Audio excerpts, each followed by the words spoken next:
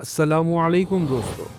जब कुरैश ने देखा कि हज़रत मोहम्मद सल्लल्लाहु अलैहि वसल्लम को अल्लाह का दीन फैलाने से रोकने की कोई भी तरकीब काम नहीं आ रही, तो उन्होंने दोबारा सोचा और आप सल्लल्लाहु अलैहि वसल्लम की दावत को ख़त्म करने के लिए मुख्तलिफ़ तरीके इख्तियार किए। ये महाज आराई के 4 तरीके उन्होंने इख्तियार किए, जो हम इस वीडियो में तफसील से बयान करेंगे।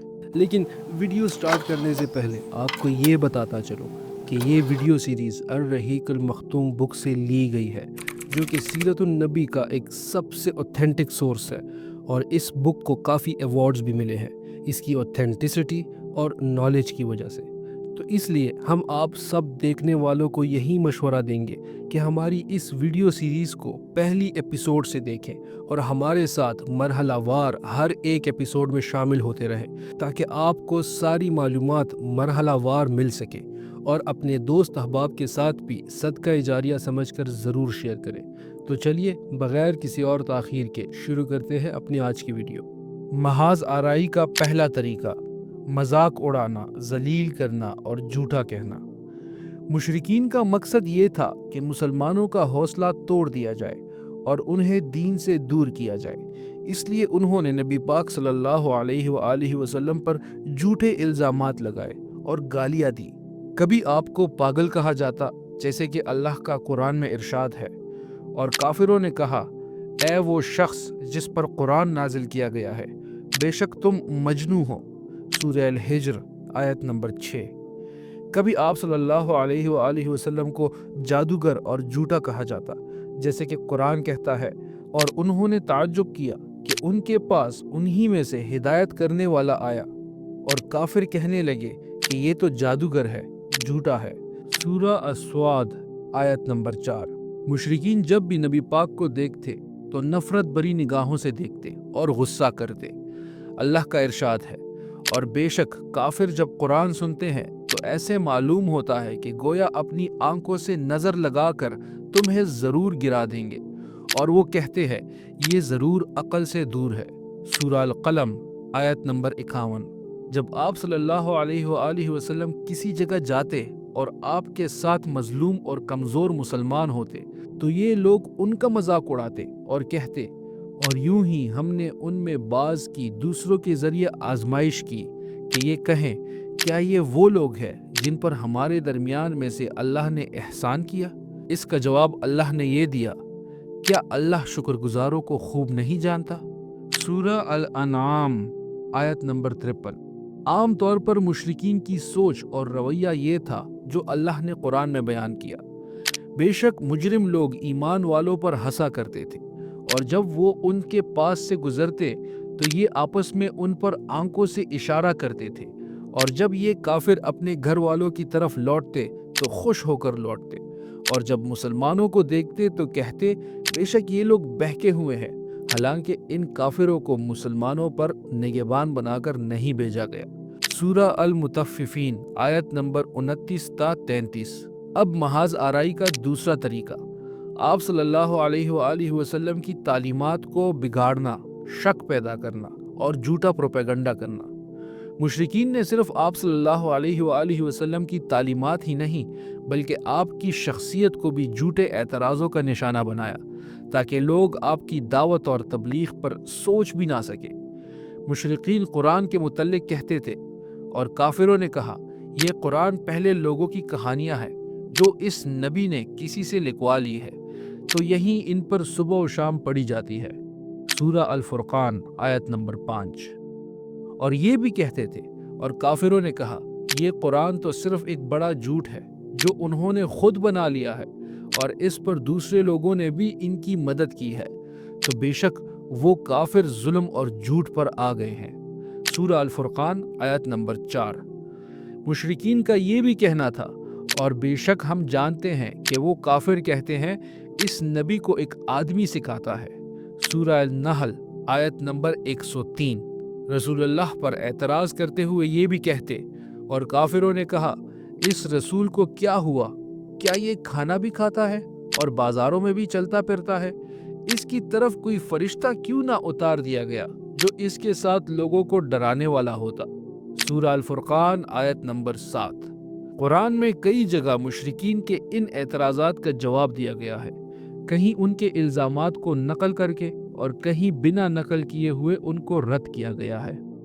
اب محاذ آرائی کا تیسرا طریقہ، پہلو کے واقعات اور کہانیوں سے قرآن کا مقابلہ کرنا۔ مشرکین کا ایک اور طریقہ یہ تھا کہ لوگوں کو قرآن سے دور کرنے کے لیے انہیں کہانیوں اور افسانوں میں الجھائے رکھے۔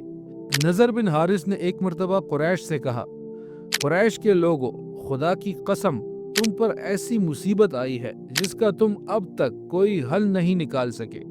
محمد صلی اللہ علیہ وآلہ وسلم تم میں سے سب سے زیادہ پسندیدہ شخص تھے، سب سے سچے اور سب سے بڑے امانت دار، لیکن اب جب ان کی کنپٹیوں پر سفیدی آنے لگی ہے اور وہ تمہارے پاس ایک پیغام لے کر آئے ہیں تو تم کہتے ہو کہ وہ جادوگر ہے۔ باخدا وہ جادوگر نہیں ہے، ہم نے جادو بھی دیکھا ہے، جادوگر کی جاڑ پونک اور گرہ بندی بھی دیکھی ہے، اور تم کہتے ہو کہ وہ کاہن ہے۔ نہیں، باخدا وہ کاہن بھی نہیں ہے، ہم نے کاہنوں کی باتیں بھی سنی ہے، ان کی عجیب حرکتیں بھی دیکھی ہے۔ تم کہتے ہو وہ شاعر ہے۔ نہیں، باخدا وہ شاعر بھی نہیں ہے، ہم نے شاعروں کی مختلف اصناف، حجز، رجز وغیرہ سب سنی ہے۔ پھر تم کہتے ہو کہ وہ پاگل ہے۔ نہیں، باخدا وہ پاگل بھی نہیں ہے، ہم نے پاگل پن بھی دیکھا ہے، لیکن یہاں نہ ویسی گھٹن ہے، نہ بہکی بہکی باتیں، نہ عجیب و غریب گفتگو۔ قریش کے لوگوں، سوچو تم پر ایک زبردست مصیبت آئی ہے۔ اس کے بعد نضر بن حارث ہیرا گیا، جہاں اس نے بادشاہوں کے واقعات اور رستم و اسفندیار کے قصے سیکھے۔ پھر جب رسول پاک صلی اللہ علیہ وآلہ وسلم لوگوں کو اللہ کی باتیں بتاتے اور انہیں آخرت کی سزا سے ڈراتے تو نضر ان کے بعد لوگوں کے پاس جاتا اور کہتا، باخدا محمد صلی اللہ علیہ وآلہ وسلم کی باتیں مجھ سے بہتر نہیں ہیں۔ پھر وہ ہیرا کے بادشاہوں اور رستم و اسفندیار کے واقعات سناتا اور کہتا، آخر محمد صلی اللہ علیہ وآلہ وسلم کی بات مجھ سے بہتر کس طرح ہے؟ ابن عباس رضی اللہ عنہ کی روایت سے یہ بھی معلوم ہوتا ہے کہ نضر نے کچھ لونڈیاں بھی خرید رکھی تھی۔ جب اس کو معلوم ہوتا کہ کوئی آدمی نبی پاک صلی اللہ علیہ وآلہ وسلم کی طرف مائل ہو رہا ہے تو وہ اس کے پاس ایک لونڈی بھیج دیتا۔ وہ لونڈی اس آدمی کو کھلاتی، پلاتی اور گانے سناتی، یہاں تک کہ اسلام کی طرف اس کا جھکاؤ ختم ہو جاتا۔ اس پر اللہ کا یہ ارشاد نازل ہوا، اور کچھ لوگ کھیل کی باتیں خریدتے ہیں تاکہ بغیر سمجھے اللہ کی راہ سے بہکا دے اور انہیں ہنسی مذاق بنا لے، ان کے لیے ذلت کا عذاب ہے۔ سورہ لقمان آیت نمبر 6۔ اب محاذ آرائی کا چوتھا طریقہ، سودے بازیاں، اسلام اور جاہلیت کا بیچ کا راستہ نکالنے کی کوشش۔ مشرکین نے کوشش کی کہ اسلام کو جاہلیت کے ساتھ ملا دیا جائے تاکہ دونوں بیچ راستے میں مل جائے۔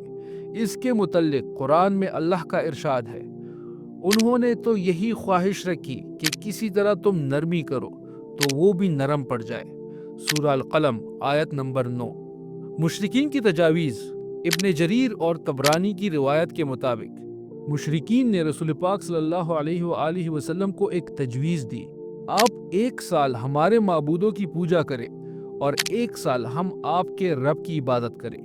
عبد بن حمید کی ایک اور روایت ہے کہ مشرکین نے کہا، اگر آپ صلی اللہ علیہ وآلہ وسلم ہمارے معبودوں کو مان لیں تو ہم بھی آپ صلی اللہ علیہ وآلہ وسلم کے خدا کی عبادت کریں گے۔ ابن اسحاق روایت کرتے ہیں کہ ایک دن رسول پاک صلی اللہ علیہ وآلہ وسلم خانہ کعبہ کا طواف کر رہے تھے جب مشرکین کے کچھ بڑے سردار آپ کے سامنے آئے۔ ان میں یہ لوگ شامل تھے، اسود بن مطلب بن اسد بن عبد العزا، ولید بن مغیرہ، امیہ ابن خلف، عاص بن وائل سہمی۔ یہ 4 لوگ اپنی قوم کے مشہور لوگ تھے۔ انہوں نے کہا، اے محمد صلی اللہ علیہ وآلہ وسلم، آج ایک فیصلہ کرتے ہیں، جسے تم پوجتے ہو اسے ہم بھی پوجیں، اور جسے ہم پوجتے ہیں اسے تم بھی پوجو۔ اس طرح ہم اور تم ایک دوسرے کے معبودوں میں مشترک ہو جائیں گے۔ اب اگر تمہارا معبود ہمارے معبودوں سے بہتر ہوا تو ہم بھی فائدہ اٹھا لیں گے، اور اگر ہمارے معبود تمہارے معبود سے بہتر ہوئے تو تم بھی فائدہ اٹھا لوگے۔ اس پر اللہ نے پوری سورہ الکافرون نازل فرمائی، جس میں صاف اور واضح طور پر مشرکین کی اس سوچ کو رد کر دیا گیا۔ جن بتوں کو تم پوجتے ہو ان کو میں نہیں پوجتا۔ یہ ایک فیصلہ کن جواب تھا جو مشرکین کی گمراہ سوچ کی جڑ کاٹ دیتا تھا۔ روایتوں میں اختلاف اسی وجہ سے ہے کہ مشرکین نے بار بار یہ کوشش کی، مگر ہر دفعہ اللہ نے ان کی چال کو رد کر دیا۔ تو دوستو، یہ تھے مشرکین کے 4 محاذ جو وہ لڑ رہے تھے۔ اگلی ویڈیو میں ہم مشرکین کے ظلم و جبر کے بارے میں جانیں گے۔ تب تک کے لیے ہمیں اجازت دیجیے۔ اللہ حافظ۔